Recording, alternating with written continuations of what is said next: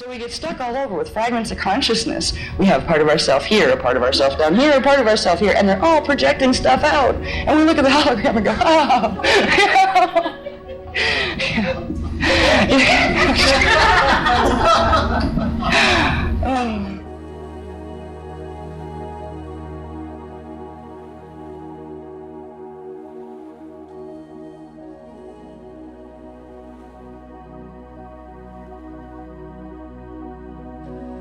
You can just tell by the look in their eyes that they're going to not only not understand, but some of them are going to turn on you.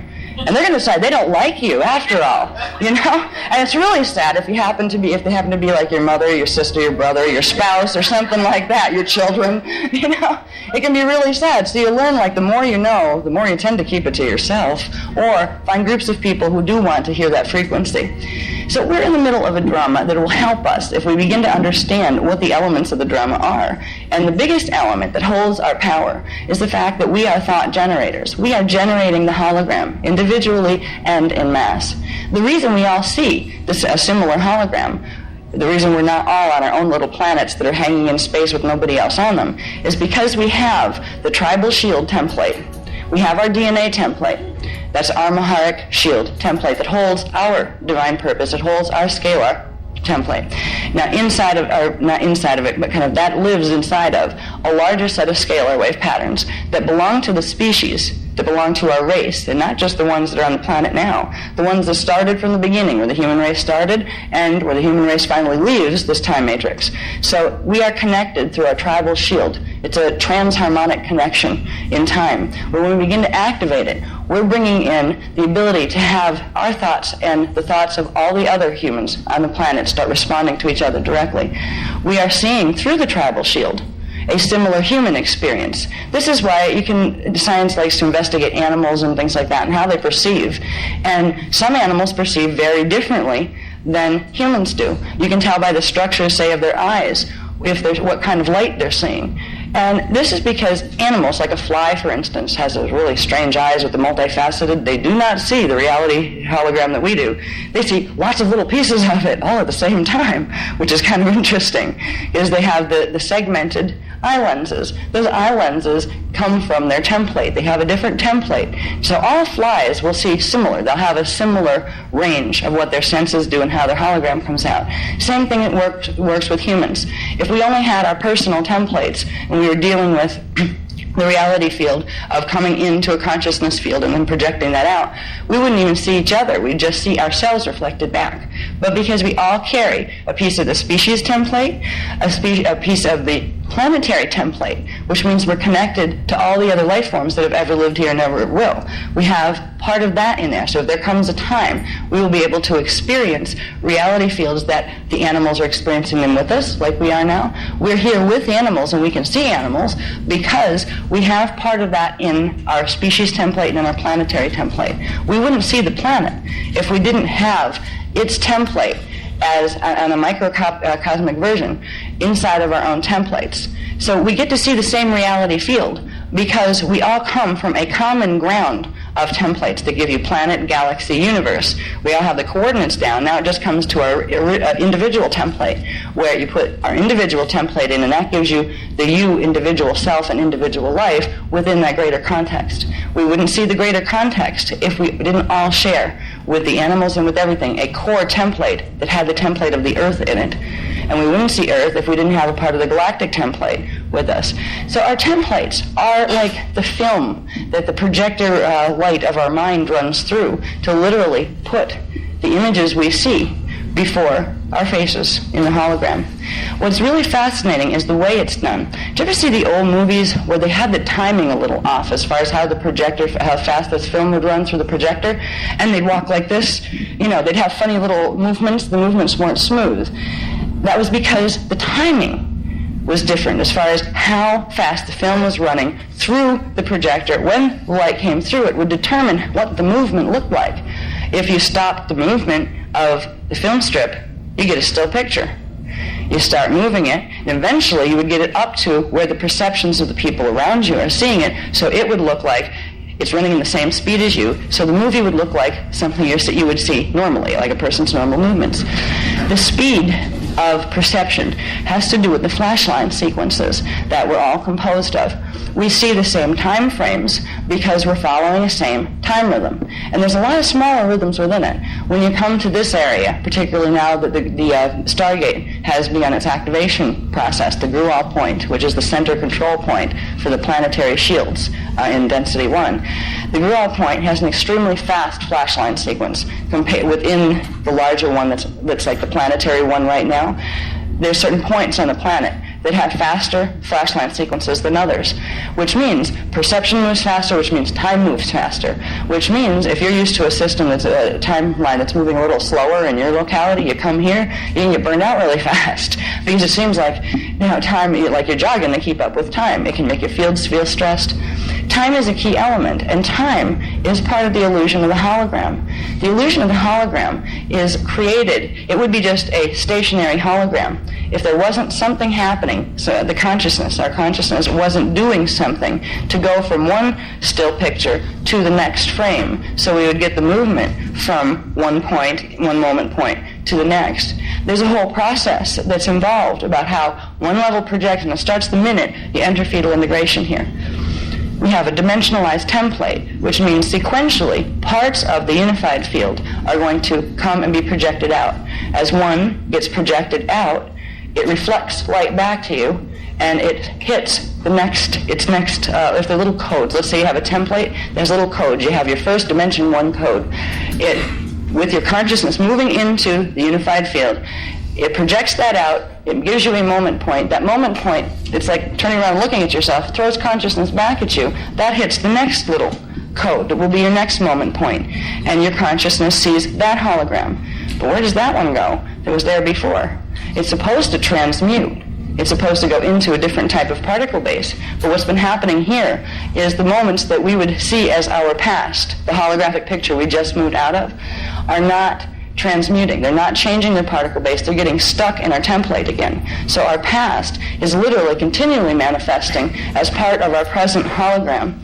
And we can't see it because our perceptions are blocked in a way in our templates where we can feel it and it's still affecting us. It's still a pattern that is in our template that is coming out here and bringing things to us. That it has a reciprocal projection here. A lot of the stuff that we can't figure out how in the world it's coming at us, what did I do to deserve that? It's not karma from way back when. It's the immediate right now in your hologram. You still have a part of a flashline, okay, a part of a scalar wave pattern, a template, that had to do with a different time sequence. It might be one from where you entered fetal integration here. It might be one that's immediately bleeding through right now from your co-resonant vibration with your cells in the other time frames. But you're projecting it back out. You're not aware that it's there. You see your hologram, and it shows you that it's there. It comes back at you. What's really, really interesting is you cannot see something in your hologram that you don't have in your template. So if we're having experiences that we don't like, and we think we know our templates, and say, how could that happen to me? You don't know yourself as well as you think you do. There's something in your template. If we look at literally what is here right now, everything that you experience, you are responsible for. And that can be scary. Well, I didn't mean to make it happen that way. How did I do that? This comes down to what's been happening to the distortions in our DNA templates and what it's done to our hologram. Right now we walk around, it feels like the reality inflicts itself on us. There's stuff that, there's crime all over the place. There's all sorts of weird things that happen. And it's very hard to see how we have a relationship to making that happen, so we end up feeling victimized. We feel like, reality is just coming at us and it's trying to victimize us. It sets up a resistance to even wanting to be a part of the hologram. If we're manufacturing, each one of us, our own version of this hologram, and there are things coming at us in our lives that we don't like, that don't feel good, and you can't figure out for the life of you, okay, if I'm the manifester, why would I do this? How am I doing this? How am I creating these circumstances that don't feel good to me? You're doing it because you are like a projector bulb with a piece of film. And you see this much of the piece of film that you know that's yours, but the rest of it is coming from the subconscious levels, which are strands 1 and 2 in your own template. Because we have distortions in strands 1, 2, and 3 right now that literally make it so those strands can't communicate with each other, we have a subconscious mind that doesn't belong there, a part of our awareness that's projecting out the stuff we don't want to deal with, the chaotic patterns, is in need of healing. It's stuck in our second strand template. It's stuck in our emotional bodies. Our emotional bodies are manifesting most of our hologram for us, when it's supposed to be the mental body directing the hologram and the higher parts. Right now we have the lower body directing the hologram and the mental body trying to figure out what in the world to do with it and trying to figure out how to find the higher body, so because the higher body can probably fix it.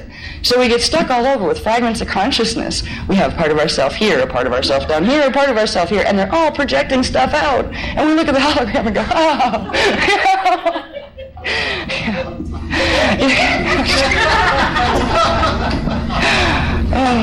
And it becomes, it's a circus you have with yourself. Once you realize that, oh my God, it does work this way, doesn't it? You can't blame anybody for the way your hologram is manifesting. Because what you're doing is saying, here, hologram, you have my power. You have more power than I do. Well, obviously, you're letting that be so. If you're blaming anybody, you're not realizing that you are the creator. You're not realizing you are the creator because you have a template that is projecting this whole circus out here. And if you don't like what's in the circus, you're the one, the mental body, working with the knowledge of the higher self, is supposed to be able to choose who gets employed in the circus and who doesn't, what type of holograms are supposed to be out there and what's not.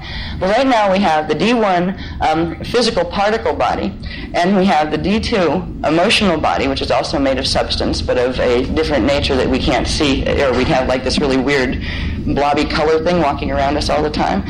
They're manufacturing a hologram for us. Our subconscious minds are manufacturing the hologram. Our past is manufacturing the hologram of our present. And that's not the way it's intended to work. That's how we get trapped in it, where we don't know where we fit and we don't know how our thoughts are going to make any difference in the projection that's here. That's where we can try like heck and say, okay, I want to manifest this condition. And you even draw on your higher self. I know you're up there someplace, but you still feel a separation. You and your higher self feel different, because there's something blocking you from knowing that I am my higher self, just like there's something blocking you from saying, I am God right now. You know, I'm an ascended master, I'm a rishi, I'm also a subatomic unit of consciousness all at the same time. We have blockages in our perception that makes it feel like those parts of ourself that we are right now are away from us somehow, are different from us, or we haven't grown up yet enough to be them. But the thing is, in those areas where your higher consciousness lives, you're already grown up. You're already a master. But you feel like you're not because you're down here at a different frequency. Meanwhile, you have the nice little demons, little rugrats down in your emotional body and your physical body, manufacturing hologram for you. They're having a free-for-all. These are units of your consciousness that are parts of your personality, ideas that you've had that were never fully assimilated yet. They're little ideas, like baby ideas, but they have the same power as ideas that you have. Ideas have the power of accretion, which means they draw to themselves more of the like pattern until they fill out into a critical mass, where then they have the power to project. Now, whether you think a thought on a conscious level from here, or if you think it, if your body is thinking it, it will eventually hit a critical mass and begin to project into your hologram. The disease that is so common on this planet now, sickness, disease, death, these conditions were not supposed to be part of the human hologram. They're coming from the fact that there are so many distorted patterns stored in the strand 1 and 2 templates of the body right now that they all jumble up after a while, create a real mess of a template that has the power, it actually holds more power, it's drawn in more frequency than the mental body above it. So what it's doing, it literally takes energy from the mental body and it begins to project convoluted patterns out, which progressively, you're watching, as you watch your bodies get sick and die and age and things, you're watching the lower bodies actually sap their energy and twist the template, the natural template that was supposed to be there. Because the natural template for humans, for all things actually,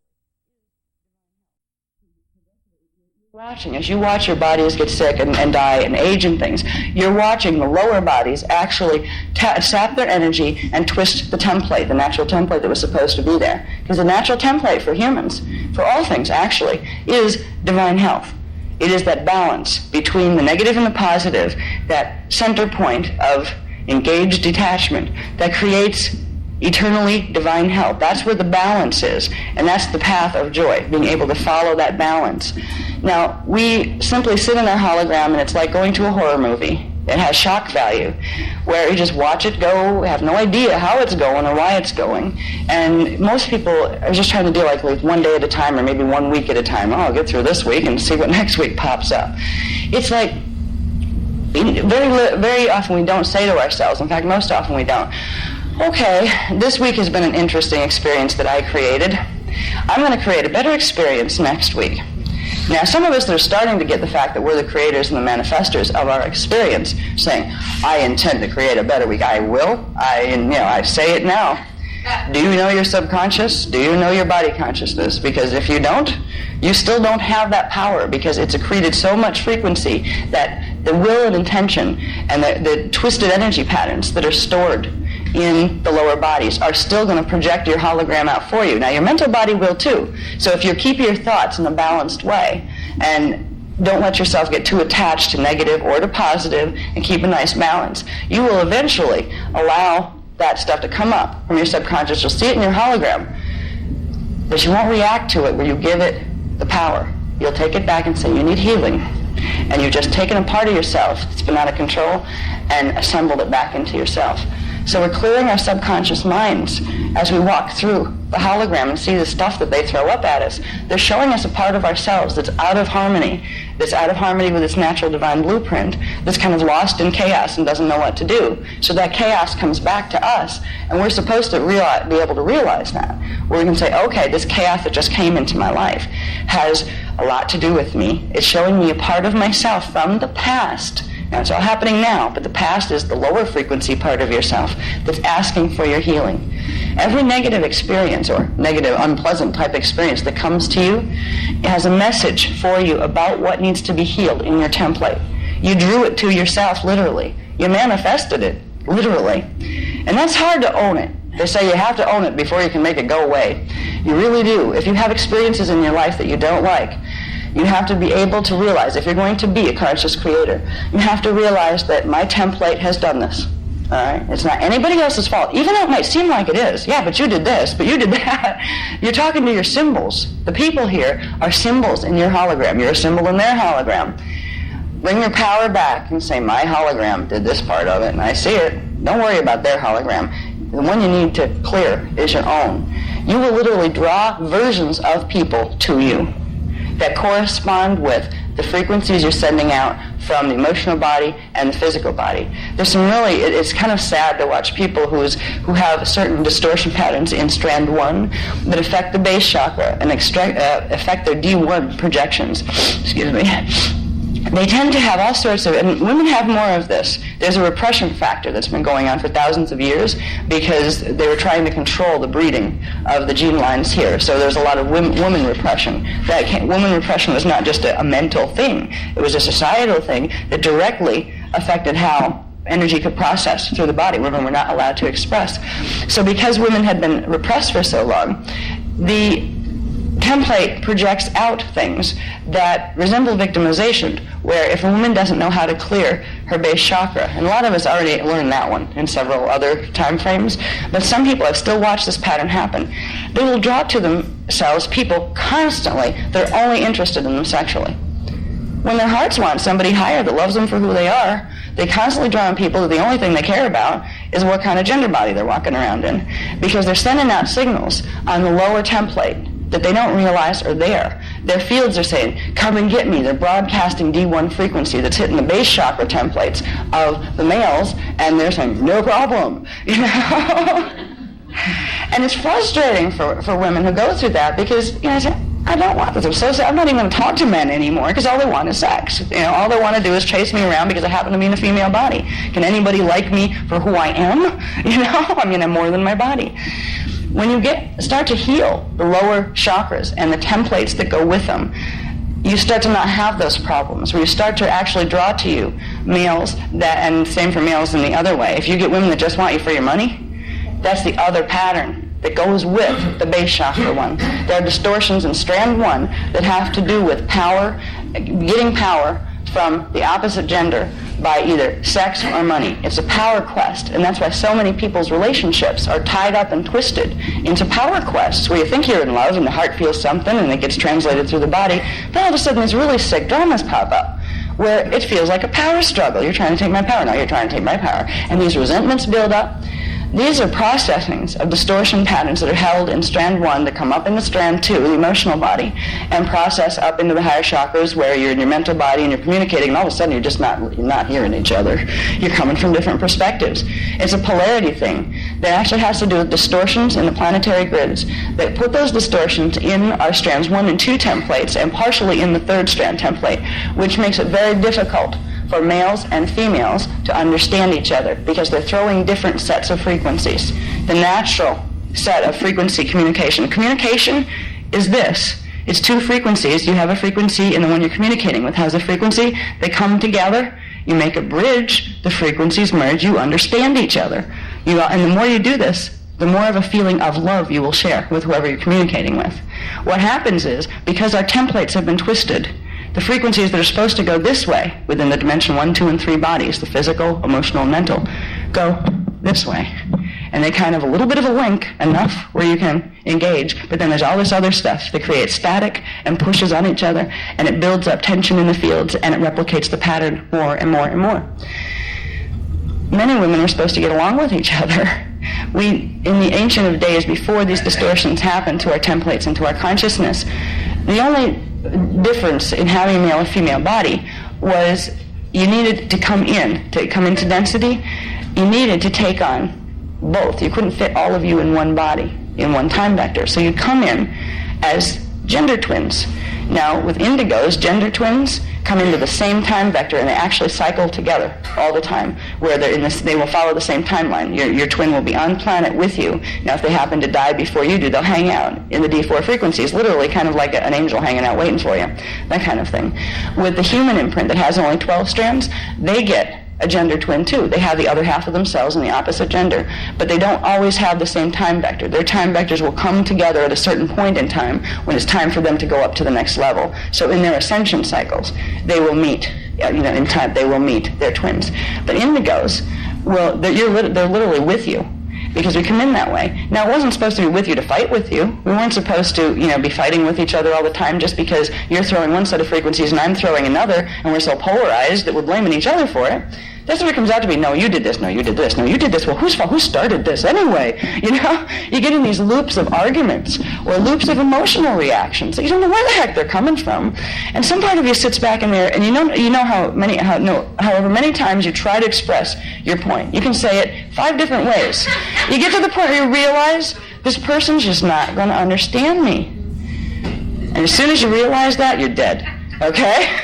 As soon as you realize that, you have put a big thought pattern out that says, we will never understand each other. All right? It feels futile after a while to deal with the conflicts that come up between people, and not just between couples, but between you and your boss, or you and your mother, or you and your father. You will have the same issues over and over, and they'll take on different clothes. Okay, we thought we solved that, but the same power struggles coming out here. Power struggles are frequency struggles, and frequency struggles are created by distortions that are in the templates that are blocking the natural flow, because the natural condition of the hologram and of consciousness is flow, which is frequency harmonizing, which is love. That's why one of the little catchphrases of the New Age movement is, everything is love. It's all love. But they don't have a definition for what that means. So you kind of think, well, you mean that base chakra stuff where everybody's chasing each other around? Is that love? We don't even remember what love is here because we've been taught so many distorted things about love. There were periods of time when the Anunnaki races had invaded this planet. There was a large period of time where they actually took over and they were the dominating force on surface Earth. And they set up models of civilization. It's called the Palladian-Orion model of cultural development. And it's the Antichristos model. It's built upon male dominance. It's built upon taking power from someone else. The value systems that we have in our hologram right now, or you could call them the devalue systems that we have in our hologram, where we are taught that there is a pecking order, that certain people are more important than others and therefore get more privilege, and they have the right to control your power. The money system we're living with on this planet is not in divine right order. It's a control mechanism that was the same one that was on Nibiru thousands of years ago. That was a little gift given to our cultures. Once upon a time, There was free exchange. First of all, we had free energy systems because we had the knowledge of the Templar and we knew how to run the natural energy systems of the planet. There was always enough food. There was always enough. Everybody had a place. There were no homeless people in those situations. There was no having to kill yourself to just hopefully by the time you're 30 you can afford to put a roof over your head, and maybe then you can get married because you might be able to help somebody else put a roof over theirs too. The pressure to just survive was not there because we all knew ourselves as a family and we all knew how to manifest. If we needed food to grow, we would simply talk to the seeds and communicate with their consciousness and ask them where the best place to plant them was. We'd talk to the earth and ask where the best place to be was. Where do I belong? Because I know there's a place that belongs with me, that I belong with, and it misses me as much as I miss it. We all had a piece of the template that belonged to us, that we had a right to be. Right now, we're living on a slave planet. I don't know if anybody's noticed, but that's the scary part. That's the real scary part. You think, slave planet? Huh? Did anybody notice that you can't just go and say, oh, it's pretty here. I'm going to pitch my tent here, and I'll build my little stick house here, and this is going to be mine. Good luck. Why? Because somebody else owns it already. Why? Because somebody decided there was a system where they were going to carve the earth up in little pieces, even though it's a living body, and tell people that if you had enough money and power, you could have a piece of the earth, but if not, you don't belong here. You can be homeless. You can go live in a box under a bridge. And if you bug us, then we'll put you in jail. We'll take your freedom. We'll take your power. This is a prison planet. There is something horribly, horribly wrong with the things we have been taught to look at as normal. We have been taught to look at the way the political system works as normal, with the way the economic system looks. Oh, this is just normal. It's just the way it is. See, there's two ways. Normal is where you actually believe that this is okay. So you have to make it this way. So you participate in it and feel good about it. I'm doing my part. What are you doing your part in? If you're still stuck in a place where you think people are supposed to be in conflict with each other, and where you think it's all supposed to be a power struggle, and there's a pecking order, and as long as you're a good little person to the big person who has your power, then everything will be fine for you. You'll get along good in the hologram. Then there's we start to realize, oh my God, there's something wrong with this. Sure, the big thing that helps you to realize this is when you can't make money. Let's say you're born into a family that isn't rich, they're not even comfortable. Maybe, let's say that your mom lived under a bridge in a box. Now, you probably, at that point, didn't get to know your mom because somebody would have come and taken you away for your own good and put you in an institution of some sort to raise you safely because you were under a bridge in a box. Now, you start out with a situation of apparent lack, seeming that you are lacking. You grow up with a sense of need, of really, really needing to fix it, because all the things that you would have liked to have felt as a little baby, the comfort, the safety, the being okay and being loved, weren't there, particularly once you started in the school experience, especially if somebody stuck you in the school with kids who had nice clothes and all you had were rags, or kids who had nice houses and you had to go home to a trailer. All of a sudden, you found that you weren't lovable, and it hurts. You weren't lovable because the people around you were taught to judge you on what you had rather than what you were. And indigos especially are extremely sensitive to this kind of thing. They feel that judgment even if the mental body can't see it. They feel it. They know, you're not loving me. You're not, and indigos tend to come in with their hearts open. Yeah, we're all here and, we know each other and you don't remember me, do you? Oh, and it gets to be a very, very painful experience. We get to know lack, and then we get a drive to fix it. That's where we become, that's where we become involved with career pursuit. I will develop myself. I will master this. I'll show at least myself that I'm worth something, because you end up feeling like you are worthless. There's no such thing as worthless in God's universe. Whose universe are we in? Because here, people walk around feeling like they're worthless because they don't have this, they're not enough this, they're not enough this. Worthless is a condition of being conned into not recognizing yourself as a face of source. Our belief systems here, there's a very intimate, actually they've been sleeping together for many years, the religious doctrine establishments and the political establishments and the economic establishments. It's been like a flaming threesome for thousands of years here, and it's not been based on morality at all. They're co-conspiring with each other. And the sad part is, who's manifesting this hologram? Humans. Why? Because they're using distorted thought patterns to amplify the distortions that are already in their templates to the point where they're turning themselves into something that's not even human. Humans have heart. They have emotional bodies, and they have compassion. That is the human imprint. We're losing those qualities because we have been literally raising ourselves on a hologram that was given to us by another race who has some real problems. And we have progressively allowed that to become the dominant force on our planet. We are living in a prison planet where we are the little manufacturing machines for the Anunnaki model. And the Dracs had to get in there too. So there's actually the draconian version. Some of the stuff that we're dealing with is draconian, and some of it is Anunnaki. Where do the humans fit in here? Don't we even live here anymore? Or are we just the little bio machines that manufacture the hologram for them? That's what it's come out to be. It's like, I didn't watch the whole Matrix movie, but for a while the Matrix movie was very popular. I saw parts of it, and at one point, I don't even remember the point, it got to me so bad where I had to leave. Because it showed a concept so clearly. This is what's been going on here. We're in the Matrix.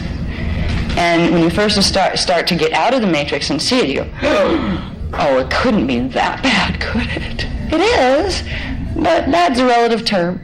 If you don't surrender your power to it, it's not bad. It's something that needs healing. And you can be a healing influence.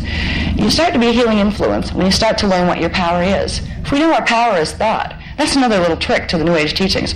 Oh, thoughts are things. Your power is thought. Just do this. All right. My power is thought. My thoughts are power. My thoughts are, where are my thoughts? What do my thoughts do? How do I use this power?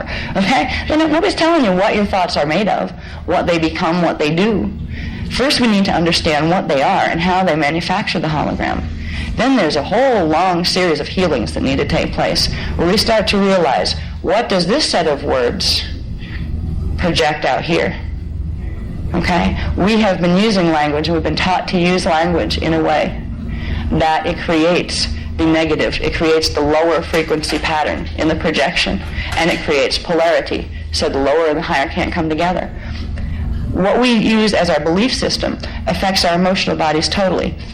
The emotional body is the lower strand. The higher strand communicates down the pattern to the lower strand, and it affects what the lower strand does. So it means mental body sends its message down to the emotional body, and the emotional body will transmit that feeling and that sensation, that pattern.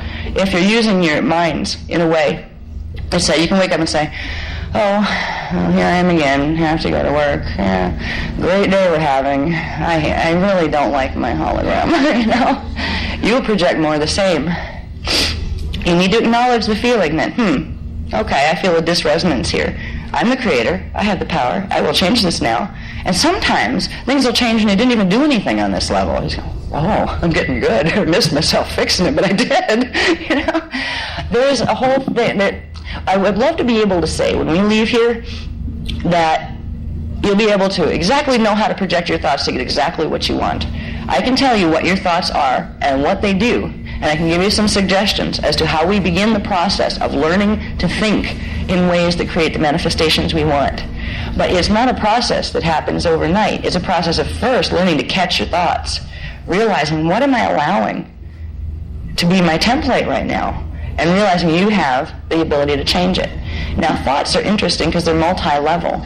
The part that moves through you here as the kind of random ones that come through and then they go someplace, they come up from someplace else. Thoughts are part of idea organizations that are larger groups of thoughts, that are part of belief organizations that are literally in the subconscious and in the body pattern. We were seated in ancient times with distorted belief patterns ever since Atlantis. 9558 BC was when the big drama of the flood was staged, when the great cleaning came down so we wouldn't have our history. We were fed, hand-fed, various versions of creation myths since that time that were intended to create certain things in the hologram and in our emotional bodies. These imprints get passed down to our children, generation after generation. We've carried the same distortions with us. We were taught disempowering concepts of gods were external things. We were taught that the environment was a harsh place, therefore you needed protection against it. Now, they didn't teach us to harmonize with it, to love it. They taught us to fear it. We have been working on fear for thousands of years. Excuse me. there is a healing process that goes. The first part of that healing begins in recognizing, oh my God, I'm the manifester. Really? I really, really am. I've been thinking God was doing it all this time. Because most people are taught God did it, right? They're taught, and God's somebody other than you, right? God's out there someplace sitting on a throne with a big white beard maybe. But God made this world. God created the heavens and earth. And you have to be nice to God, or the wrath of God will come down on you. What they forgot to tell you in the whole statement was that you are the God that's doing this in your hologram. Because you are at one with Source, you are a piece of Source manifest. You are God that's been tricked into thinking you're not, and that the God that holds your power is out there someplace else. There is a God that we are all faces of, that exists as a massive consciousness and intelligence that's far beyond what any of us could fit in a body here. It doesn't mean that you can express all of your godness in one form. If you could, there'd only be one person. God wanted to express, so God expressed as the universe. So there's a part of you that is God, that is the planet itself, that is the galaxy itself. So it's not where, oh, I'm God, so I can be really arrogant and like push people around and tell them what to do because I manifest things. That's not what it means to say I am God. But it's to acknowledge that there's this part of you that always has that level of power. And when you start to realize that, you start to realize, what have you been taught to do when you wanted to be spiritual for the last number of thousands of years? Pray to God out there. But if God's in you, what are you doing? You're giving your power to your hologram to some fictitious character out there that you don't know who it is, but you feel totally separate from it. So you feel very, very small, very powerless. Like you have to really behave. And of course, along with that paradigm of belief that we were fed, we have to behave in exactly certain ways. And if we behave any different than that, we go to hell. That's one of those other hypothetical places. I think we are in it. If you believe you are powerless and you're walking around in a space that there's some external God that did this to you, and you don't even know what this God expects of you, so you don't even know how to be good, because there's so many versions of what God expects, that is hell. You're living a walk in hell that you're manufacturing and you don't even know it. And you have the power to change it, but because you've been tricked into believing that you're not the manifester, you feel utterly powerless, that your world is coming at you. And what it usually does is creates a power of subservience, where if you can just figure out how to survive comfortably enough and compensate for the fact that you're terrified here because you don't understand what's going on, because a part of you knows that you're the manifester, and the other part is tied up in the fear patterns that think everything else is outside of your self-control and your power. We have a lot of healing that needs to be done, and it's a personal thing, because we all come through with different beliefs and different effects, like different paradigms that have affected us, belief paradigms that have affected us. Our beliefs are... Go ahead. I just wanted to ask you something that we've been seeing a lot, and I'd love to hear your response on it. Okay. There is mechanisms that get activated when the DNA reaches a certain point that kick up then a belief structure that's hooked in by a fear place in our own emotional bodies. Mm-hmm. So, for example, I can just speak to Joseph and I. When we got deeper and deeper in love, she's working on the same piece right now, when we got deeper and deeper in love, there was a certain frequency we moved into that kicked up, I can't trust love. Mm-hmm. And then but it was kicked by a machine, and that was really bizarre. And when we finally, the Yanni came and showed us how to remove and neutralize the mechanism, then the whole hologram shifted, and we started to trust each other because the projection shifted. But it was a mental, emotional piece that was hooked into the DNA. It's an implant.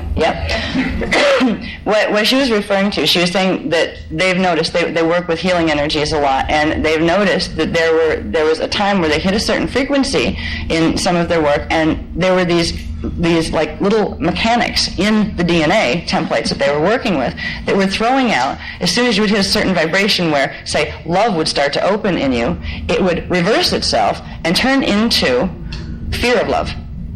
Oh, I can't. And mistrust, where as soon as you got close to the thing that would have expanded you, it shifts into the reverse, and you get pushed away from it. And it's coming from your own template. And she said that they were aware that there were little, she called them machines or mechanics that were in the DNA that were actually doing this. This is very true.